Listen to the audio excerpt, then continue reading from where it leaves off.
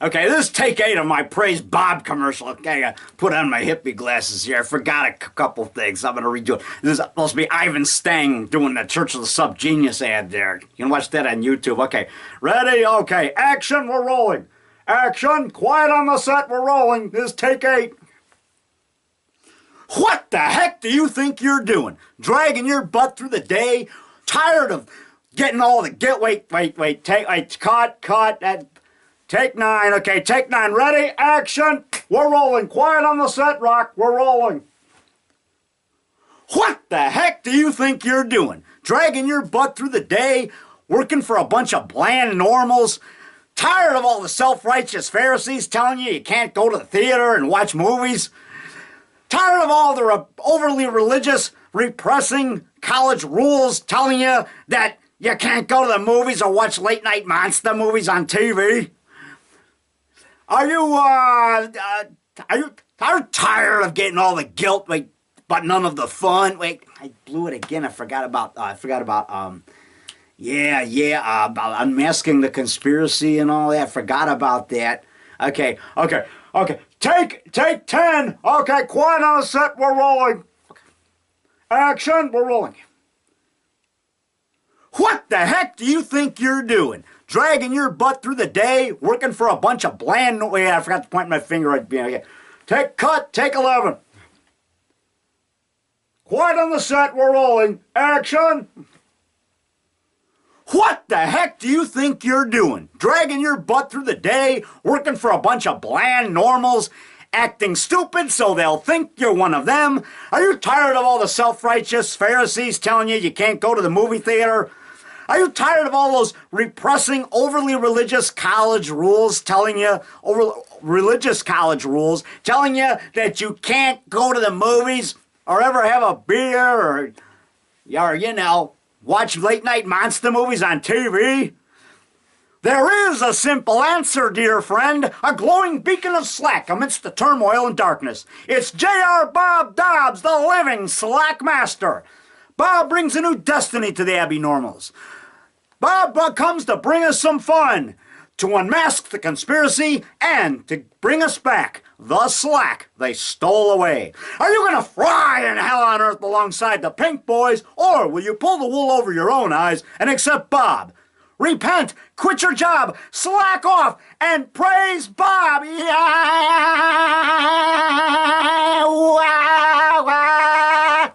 Cut, that's perfect, I did it! To unmask the conspiracy. Yeah. Okay, cut. That's my imitation of good old Ivan Stang. Yes, or good young Ivan Stang. He's still rocking and rolling. He was at the Chicago Underground Film Fest, and he spoke there. Over there at the bar on at North and Milwaukee Avenue there, near at the southwest corner here. It's called the Subterranean. It's called the Subterranean now. Maybe it was then, but it's way up on like the third floor or the second floor. I think it was the third floor. He talked during the Chicago Underground Film Festival. Man, he spoke there. It might have been before that. I might have been. I think it was then. But anyway, I think it's actually before the Chicago Underground Film Fest took place there. But yeah. I've been a guest Chicago Underground Film Fest for 2 years, 95 and 96, and they showed my movies both times. Yeah, so they showed my Mummy 1993 at the 96 Chicago Underground Film Fest. But they showed these trailers at the Psychotronic Film Society at free screenings at Crash Palace. Now it's called, in 95 or 93, they renamed it Delilah's, but it used to be Crash Palace when I was going there, like late 80s up till like 91. And so, like I said, so they showed movie trailers there right before the movie. So they'd show like a half-hour of trailers or an hour of trailers, like old sci-fi B-movies from the 1930s through the 60s or through the 70s, and then they show like old TV ads, old drive-in theater movie ads, and then they had this ad for the Church of the Sub-Genius, Ivan Stang, with his robe on inside of a church and saying, repent, quit your job, slack off, and praise Bob. Yeah.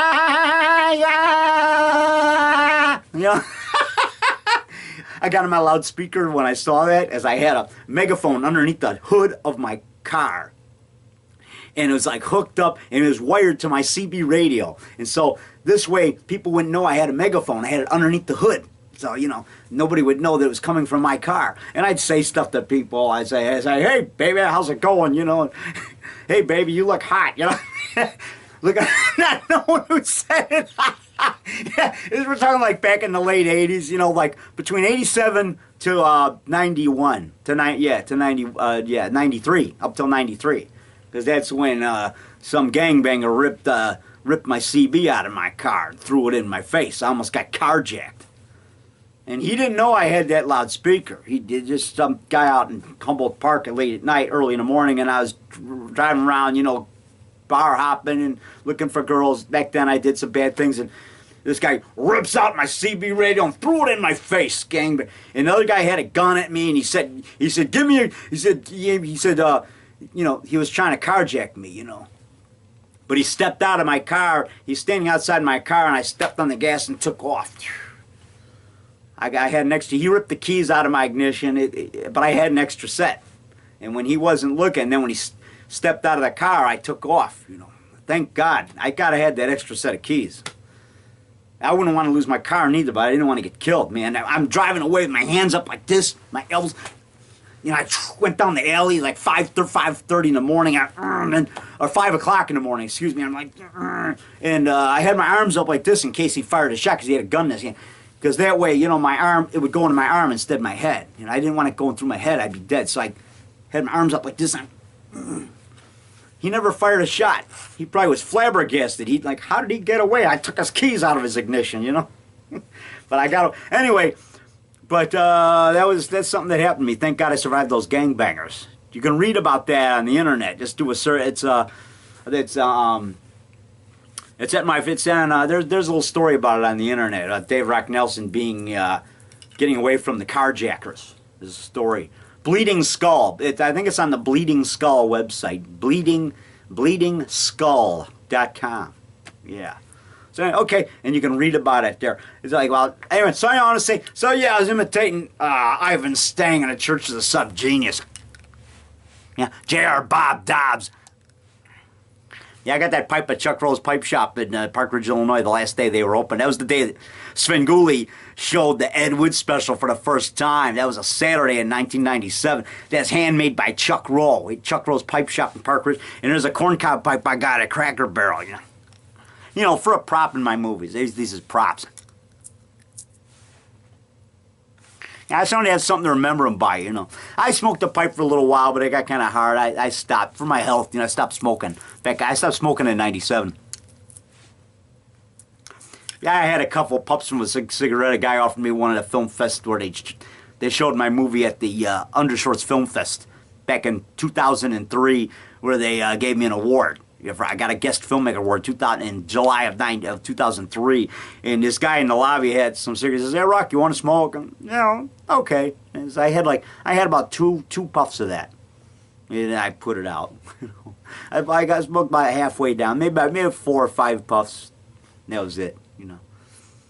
Because I don't want to smoke. It's not healthy, you know.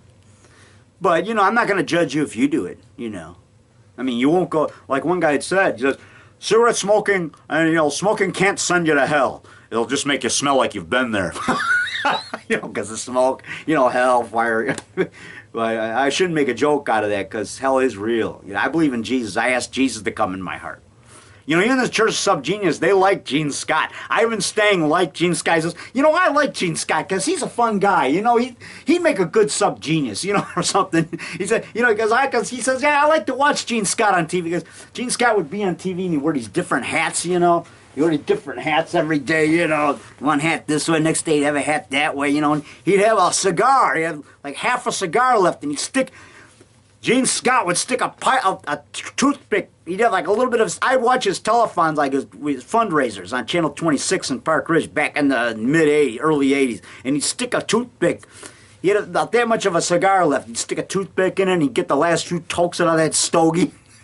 He'd go, some of you people have been miserable for the last 3 months because you haven't been donating to this ministry. Get on the dang phone. And they said, play it again, Sam. They play that song. We got to fight our way through the trials and they way finished. Oh, you know we've passed this way before. You know we've just begun. There's no time to relax or give up or be fainted. There's no place to safely rest until you know we've won. You know. Dun, dun, dun, dun, dun, dun, dun, dun, dun, dun. You know, that's how the beat went. Well, they play the same song over and over sometimes, and it was a good song. I liked it. It rocked. You know, they play good music on his television. But, you know, Gene Scott up there, and he'd say, so many people have been miserable for the last 3 months because you haven't been donating to this ministry. Get on the dang phone. Donate. Help us out. Play it again, Sam. And he'd play that music again, and they'd get calls. And me and my buddy would call. We'd call up and we'd say, the guy would answer the phone. And Andrew, my buddy, Andrew Chief, we'd call him up. There's an 800 number. This is before they would trace numbers a lot. You know, this is like an 800. We didn't think they'd trace us. They didn't care. You know, we weren't saying anything obscene. You know, we didn't use any swear words or nothing. We'd call up and the guy would say, hello. And we'd say, yes, may I help you? We'd say that when we're calling him. The guy would answer the phone and goes, yeah, this is Gene Scott Ministries. I say, yes, may I help you? I say, yes, may I help you? And he'd say, oh, no, not you guys again. Oh, no, you guys can't help anybody. And he'd hang up. And then I'd be cracking up, you know. And then I go, yeah, why does Gene Scott wear all those funny hats on his show? And he goes, oh, you guys are real funny or something. Then he'd hang up. We just had so much fun. Andrew said, boy, we made that guy's day. You know, we made that, you know, because usually it was the same guy answering the phone, you know. Yeah, and then you know, as Gene Scott smoking the stogie, we'd call up, we'd say, yeah, why does he get high on the air? You know? In that case, it's a cigar. It's not doobie. He was smoking a regular cigar. You know, we're just trying to have some fun with him. You know. Okay, cause we love Gene Scott. I miss him, man. I miss his show. Gosh, but that was back. But I wouldn't do that today. Unless I'm doing it from a payphone. I don't want them tracing my call. Okay, cut. That's perfect. You know, I was doing my Ivan Stang imitation. When I was doing the Praise Bob commercial. And J.R. Bob Dobbs is the head of that church. It's like their imaginary head of the Church of the Subgenius. And he has that pipe. Okay, I gotta go upstairs and watch TV. Yes, yeah, we all like to have fun. Yeah, Bob brings us fun. He teaches us stuff. Because the subgeniuses believe in making money off your hobby. And I believe in that. But I'm not a subgenius. I believe in Jesus. I've asked Jesus into my heart. And I like the Church of the Subgenius people because they're fun, but I don't believe all the things they believe. I believe in Jesus. I read my Bible about every day. I just read about a chapter of the Bible today. Well, a page. I read about a half a page to a page or more of the Bible a day. Usually I read about a page or a chapter. I'm in 2 Samuel chapter 6 now. I read the first 20 verses today. I got like 5 verses left. So, you know, about a page. I'm reading about David, and David going to battle, going to battle, because he's the king of Israel and he's defending them against the evildoers, those that are trying to kill him, and, So, David was a good man, but, he was also a man of war. Like Joshua, like Moses, they went to war. They slew hundreds of thousands of the evildoers of their enemy, the enemies of God, the enemies of the Lord, those that were trying to do evil things. They went to war against the Amalekites, and the Amalekites, a lot of them were giants. They go to war against the giants, man. They're big guys, and they were like Goliath. Goliath was a Philistine, So some of those Philistines were real big too, but the point is, it's not because they were big, it's because they were evil. It's what they hated God. They were the enemies of the Lord. So, David said, you come to me with stones, you come to me with spears. I come to you in the name of the Lord. And so David had his stone, man, and went right, hit Goliath in the forehead, and he went down. And then David picked up his giant sword, Goliath's sword, a huge thing, and he picked it up. He's a kid, he's a teenager. He picks up that thing and chops off Goliath's head, brings it back, shows it to Saul, shows it to the people, So Saul has killed his thousands, and David his 10,000s. You know, I loved it. I love the story of David and Goliath. But I'm reading through the Bible like one chapter at a time. I'm reading from 2 Samuel, you know. I started with Genesis, then, you know, Exodus, Leviticus, Numbers, Deuteronomy, you know. Now I'm in 1 Samuel. I read 1 Samuel, now I'm reading 2 Samuel. You know, gradually getting the timeline. I'm not going to skip over to the end. I'm not going to skip over to Revelation. It's not Revelations, it's Revelation. Somebody said, there's even a lady on TV last night, some lady minister's daughter called it Revelations last night. I'm like, no, it's Revelation. It's not an S at the end, you know. But you know that's common. A lot of people say Revelations, no big deal, you know. But it is Revelation. I read out of the good old King James version. But I read a chat about it. I've read through the New Testament 8 times, and I've read the Old Testament 1.5 times. And I've read the book of Psalms probably about 4 times. I like the book of Psalms. But now I'm just reading through in order, every chapter in order. I'm not going to skip. I'm not going to skip around here and there. Sometimes I'll look up a verse that I'm looking for and reread it, you know, to get inspired, you know. But my regular daily Bible reading, or, you know, sometimes every other day, but usually it's every day early in the morning I have to read that Bible. It's very rare that I miss a day reading. I spend about 15 minutes to up to an hour reading the Bible, but usually about 15 minutes to a half hour normally. And I read through the New Testament last year. It took me 10.5 months to read through the New Testament. That's from Matthew, Mark, Luke, John, those Gospels, you know, Acts, Romans, Ephesians, you know, and then Revelation is the last book of the New Testament, you know, so I believe that's 22 books in the New Testament, I think. Yeah, anyway. But, and I think the Old Testament is at 44. Yeah, but anyway, the Bible has a total of 66 books. 66 books in the whole Bible, Old and New combined. But anyway, so it took me, you know, I'd read about a chapter or more a day, and it took me about 10.5 months to read through the Bible last year. I mean, New Testament. Now, this year, I'm reading through the Old Testament. I read a lot of books by Norman Vincent Peale, like You Can If You Think You Can, you know, The Power of Positive Thinking, Joel Osteen's You Can, You Will. That's very powerful. You should read Joel Osteen. Listen to Joel Osteen every week. I like him. But I believe in Jesus. I've asked Jesus in my heart.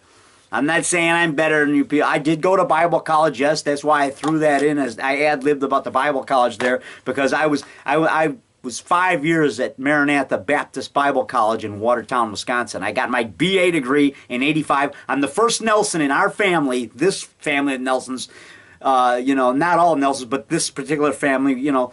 My dad's Vernon, my mom was Harriet. Not the actress Harriet from Ozzie and Harriet. This is a different Harriet. But yeah, we like to joke about that. We say, yeah, you're famous. You're Harriet Nelson from Ozzie and Harriet, you know. But that's a different Harriet Nelson.